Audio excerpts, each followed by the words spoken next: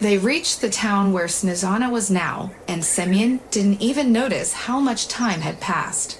"Can I ask you something?" He looked in the rearview mirror. "Go ahead," he nodded. "Why do you have such an attitude toward her? The girl seems pretty, not stupid," the man asked. Something must have happened to her, if he says such things. The husband turned to his wife. "Watch the road," she said.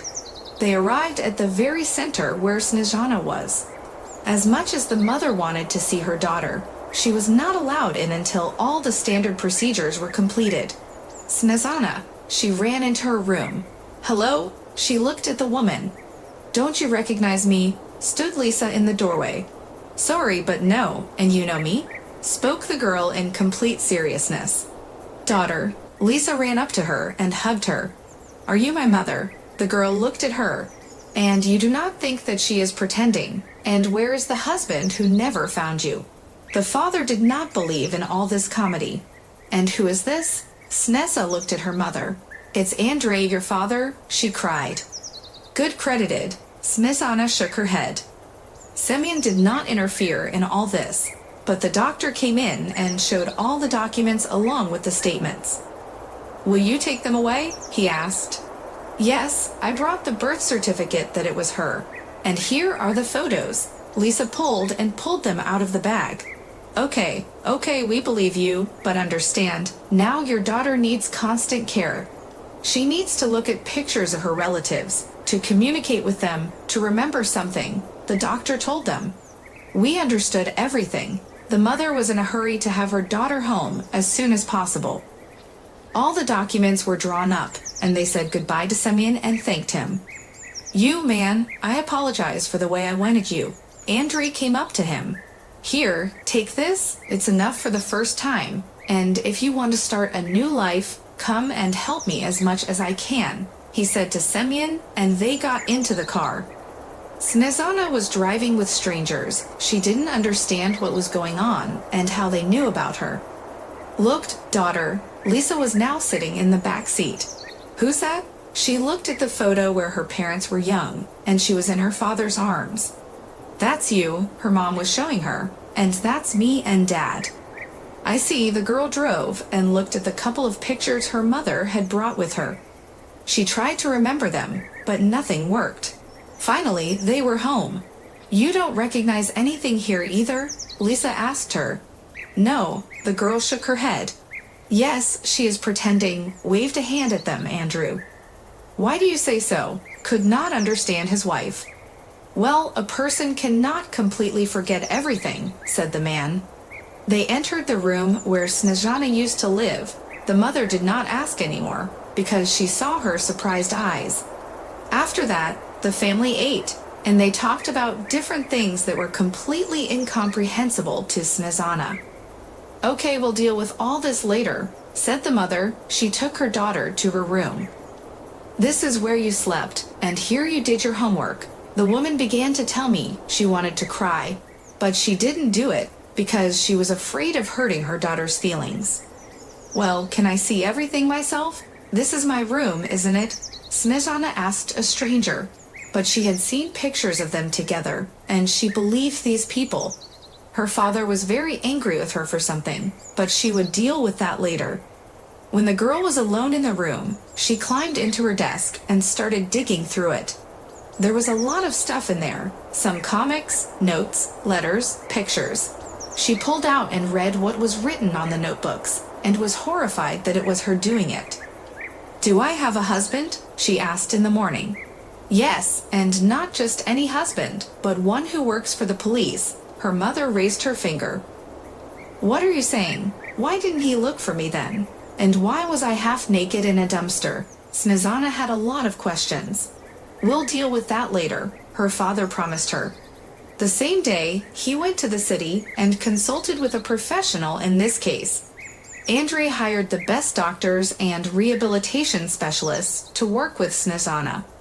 She agreed to everything, and after a hypnosis session, much became clear. The doctor explained that it was all because of the shock the girl had experienced. Of course, did not pass by the blows to the head. She simply blocked the memories. And what? It cannot be cured? Andre asked. Why not? She just needs to experience another equally strong stress or shock, and perhaps the memory will be restored. And maybe not in full. The doctor did not give 100% guarantee. Okay, so what kind of stress should we give her? The father looked at the doctor. I do not know, it is already the will of chance. He waved his hands. But the specialists did not stop working with the girl.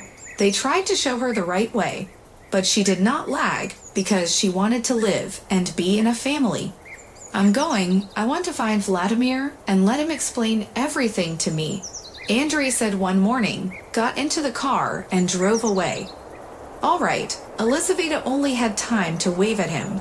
She turned into the kitchen, where Snezana was sitting. Her mother liked the state of her daughter. It was as if they were back in childhood, where she told her who and what was near. How was your night? Asked Snezana's mother.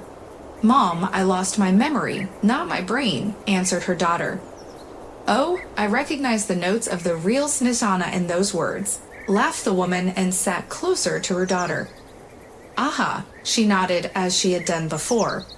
Now, it seems to me that you are pretending. If it weren't for the doctors who confirmed your diagnosis, I would never believe that it's true, laughed Lisa. Will you stop it already? Snezana looked at her. They went to the veranda, where they went through all the family albums again and again, and Mom told them who was in the photo. Well, what is Daddy trying to find out? She asked her mother. Everything, she answered in a single word. Okay, Snezana didn't ask any more. They had a good day, and in the evening, they heard a car drive up to the house. Andre is back, Lisa said aloud. They waited for him to come in, but they did not expect that he would not be alone. Vladimir was walking in front of Andre. He didn't look like he was blooming, and behind them was another young man in uniform. Hello, Lisa said hello to all of them at once. Hello, hello, resented Andrew. You know what stories we brought you here about a decent husband who wanted to make our daughter an ideal. All right, come in, sit down. The woman offered them a seat. Snezana looked at everything that was happening from the outside and did not understand who all these people were, and in general, what was going on there. When everyone was seated around the table, Andre introduced the stranger. This is Nikolay. They used to work together with Vladimir, said the man. Nice to meet you, Lisa, she said in response, and this is our daughter, Snezana. At that moment, Vladimir looked at his already ex-wife like that. Nikolay looked at everyone. Andre nodded to him. So I'll probably start, I guess, the man said. Good, Lisa nodded. So everything started when Snezana took an HIV test. They turned out to be positive, so her husband had to go as well. Of course, he showed it too. But not everything was as simple as it seemed at first glance. He was silent for a moment. And he called himself a friend, Vladimir said angrily. It always seemed to me that you are a kind and sympathetic person. Turned to him, former mother-in-law. Live with your daughter. You will not become like that, said the guy reproachfully. So, Nikolay wanted to continue. Yes, we are listening to you. Again switched to him, Lisa. I conducted a very large investigation, talked to all the friends and acquaintances of Snezana, and she had a great number of them. And they told me a lot of interesting stories about her. One of them is sexual intercourse with a stranger in a club restroom. After that, she found out she was expecting a child, but will never know whose it was. At the same time, the test results came back. He looked at the girl. She sat and listened attentively. Go on. The father looked at his daughter. I just wanted to take a belt and whip her.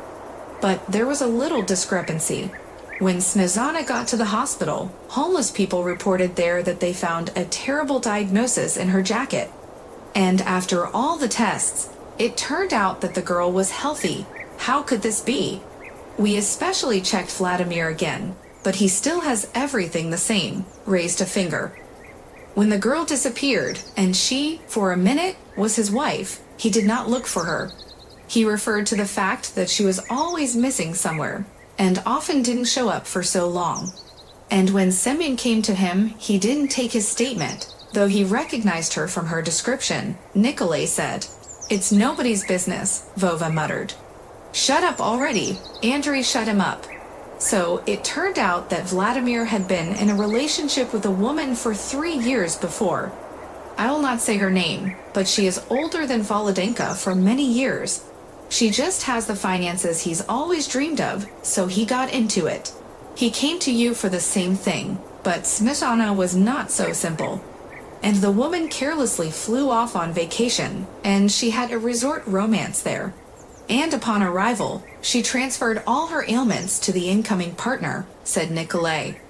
At that moment, Smetana stood up. "You scum," she said, looking at her ex-husband. "Daughter, sit down." Everyone thought that she just jumped up like that. "No, I remembered everything, well, maybe partially, but this asshole for sure." She pointed her finger at Vova. "So much for stress," Andrei said aloud. And when Smetana brought the positive result home, Vladimir was afraid that he would infect his partner. The other day, she also took a test for some reason, and as you can guess, it was positive. And this fool, he pointed at Vova, came to her in the evening and told her everything about his wife and himself.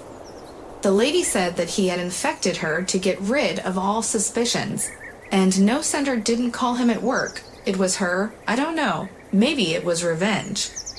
Jesus, what a passion. Lisa put her hand to her mouth. She would never have thought of Volodya that he was like that. And now, do you think I just so walked? Smetana approached her husband. "Why, it's not like that," he sassed her. "If you are married and the spouse is never at home, then he is on shift, then somewhere else. What else could I do? And I cheated on you then, only because the partner was a real man, and not such a bastard like you," shouted Smetana throughout the house. "Calm down, daughter," said her mother. She was afraid that again there will be some attack. "It's okay." Smetana turned to her, then thought a little and apologized for the rudeness. "That's news, and the temporary amnesia was good for us," Andrei said. Everyone sat in silence, each thinking about something different. "And what will happen to him now?" Smetana asked. "A criminal case has been opened against him. You're lucky that the homeless didn't do anything to you, and one of them helped you. He not only took you to the hospital, but then helped you find your parents. And he didn't stop at anything," Kolya said. "Thank you for sorting everything out." Lisa stood up. "You're welcome. I just hate rat people." When Semyon told me about the statement, which he accepted and then tore up, then I realized that all this was done for a reason, Kolya said. They sat for a while longer, and Andrei got ready to take everyone back. "Thank you again," said the woman at the gate. Smetana did not go there with everyone else. She sat in her room and thought about everything. Yes, she didn't remember much, but what she remembered now was terrible. She hadn't done anything reprehensible in the last few months, and life had been good. Then why all this? "Mom, Dad, I'm sorry," her daughter said to them the next morning. "But can I ask you something?" "Of course," the father nodded his head. "Let's find Semyon and thank him somehow," the girl asked. "I told him to come himself." "Knowing him, I don't think he'll come himself," Smetana said. "All right, we'll try to do something, but only if the man himself does not mind," said the father. Okay, Smetana was dressed in a simple dress, and no one would say that she was some kind of a brat. Even this morning, her father came up to her and hugged her. They sat at the table and drank tea. Smetana thought about how the home was so cozy and everything was heartwarming. She still had to go to the city and get all the documents and things from Vladimir. And the dwelling must have been taken away. Lisa was afraid that there was nothing to be found now. "Don't be afraid, Mother. Everything is provided for there," Smetana told her. For some reason at this very moment, she wanted to do good deeds. "Couldn't you have been like that right away?" her father asked her when he came up to hug her again. "Probably not," she shrugged. When everything was restored, the girl enrolled in school. She admitted that because of her stupidity, lost so many years. By now she would have graduated from all universities. But this was what fate needed if she ordered in this way. When Vladimir had a trial, Snezana was a witness. Her mother and father went with her. "I told you I would reform your daughter, and I have succeeded, no matter what way," shouted Volodya as they took him away. He didn't get much time, just 3 years, but everyone hopes that's enough time for him to think.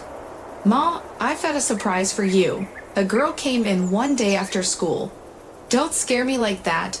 Parents knew that from their daughter you can expect anything. "It's okay, I met a guy, and he will come to meet you tonight," she announced. "Is it some bandit again?" Dad asked. "Why are you like that? I've become completely different now." Snezana was offended that he still thinks about her like that. "Come on, I'm just kidding," and Daddy hugged his daughter again. "You hug her so often, I'll soon be jealous," Lisa said with a laugh. "Do you want me to hug all of you?" He went to his wife and hugged her. "I missed it so much. I had to endure all her antics, give her in marriage, and only then get a normal child." Andre was joking, and in the evening, a boy came to their house. Not pretty, skinny. Andre looked at him and even chuckled. "What?" Snezana looked at him with those eyes. "No, it's okay. I see you changed your taste too." He couldn't hold back a smile. But when Andre and Victor started talking, the father realized why his daughter had chosen him. "Nice guy, I can't say anything," he told her after the guest had gone home. "I don't believe it's true," Lisa said and walked over to her family. "I don't believe it myself, how I could have lived for so many years just living my life," she said and looked away. "It's good that you finally realized it." Andre pressed his women to himself. "By the way, did you fulfill my request about Semyon?" Snezana asked him. "Yes, I found him, and now we are restoring his documents. After that, he should come here, and we'll find something for him. Hopefully, we'll work together. He's a good man, just unlucky once," Andre said. About 6 months passed, and Andre announced that Semyon was coming to visit them. When there was a knock at the door, Snezana went to open it herself. She opened the door, and on the threshold stood a stranger. "Hello, who do you want?" she asked. "Did you not recognize me?" Semyon asked her. "As usual, only by voice," laughed the girl. She did not expect that he was not old at all. She had imagined him to be a decrepit old man.